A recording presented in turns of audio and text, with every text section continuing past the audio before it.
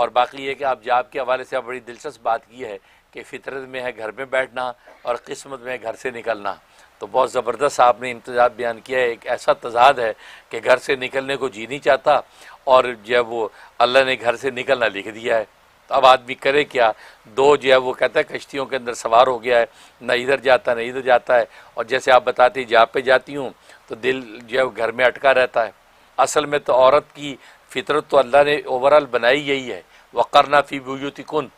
قرآن میں اللہ نے کہا کہ گھروں کے اندر قرار پکڑو، گھروں میں ٹھہری رہو. تو ظاہر ہے کہ فطرت بنائی ایسی ہے تبھی تو یہ حکم دیا ہے. اگر فطرت الگ ہوتی اور حکم الگ ہوتا تو یہ تو تکلیف مالا یطاق ہے.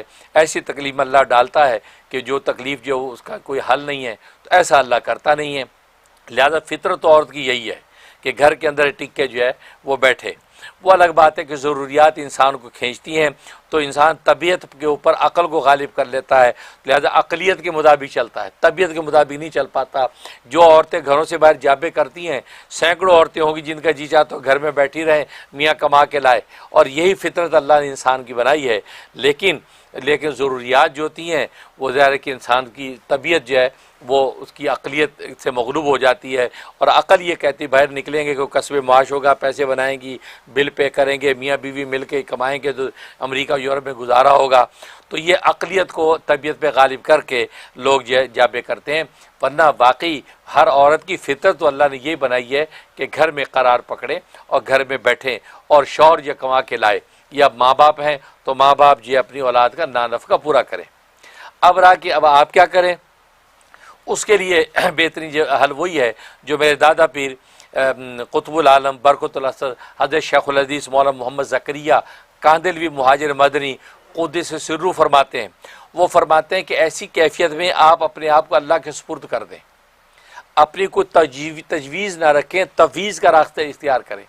کیونکہ یہ تجویز ہے کہ جی چاہتا میں گھر میں رہوں باہر نہ نکلوں، یا اگر ایسی صورت ہے کہ نہیں میں باہر نکلوں گھر میں نہ بیٹھوں. بعض عورتیں ایسی ہیں وہ کہتے ہیں ہم آؤٹ گوئنگ ہیں، یعنی آج کی زبان میں کہتے ہیں ہم تو بڑی آؤٹ گوئنگ ہے، گھر میں تو ٹک ہی نہیں سکتی، ہمیں تو باہر جانا ضروری ہے. تو وہ آؤٹ گوئنگ ہوتی ہیں.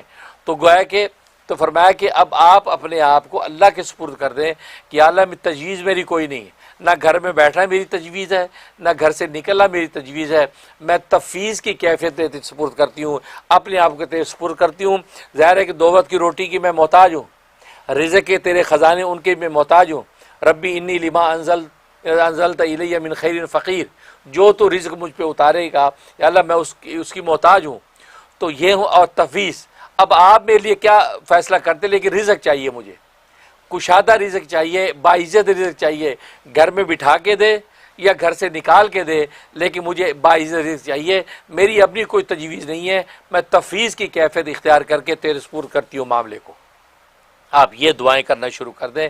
اب اللہ تبارک و تعالی جو ہے اپنی رحمت اور رافت سے آپ کی طبیعت کو دیکھ کے، آپ کی کیفیات اور اندر کی جو چاہت اس کو دیکھ کے فیصلہ کر دے گا. ہو سکتا ہے گھر میں بیٹھے رزق کا فیصلہ ہو جائے، ایسی کوئی جاب مل جائے، ایسی کوئی احوال پیدا ہو جائے گھر میں کشادہ رزق مل رہا ہے، یا باہر جا رہے ہیں تو باہر کشادہ رزق آپ کو مل جائے. جیسے آپ بتا رہی ہیں کہ $800-900 کے اندر ہی گھوم رہی ہوں، باہر بھی جاتی ہوں، طبیعت کے خلاف بھی کرتی ہوں، پھر بھی ملتے اتنے ہی ہیں. ٹھیک، تو تفویض کا راستہ اختیار کریں اور اللہ سے ہر وقت یہی کہیں کہ اللہ میری اپنی کوئی تجویز اور طبیعت نہیں ہے، جو تیرا منشا اور مشیت ہوگی اس مشیت کے مطابق آپ میرے لیے خیر اور خوشحالی کا فیصلہ کر دیں. تو حضرت شیخ فرماتے ہیں یہ دعائیں شروع کر دو، اللہ تبارک و تعالی آٹومیٹکلی خود ہی آپ کو اس راستے پہ لگا دے گا اور آپ کو اپنی منزل مل جائے گی. میں بھی دل سے دعا کرتا ہوں.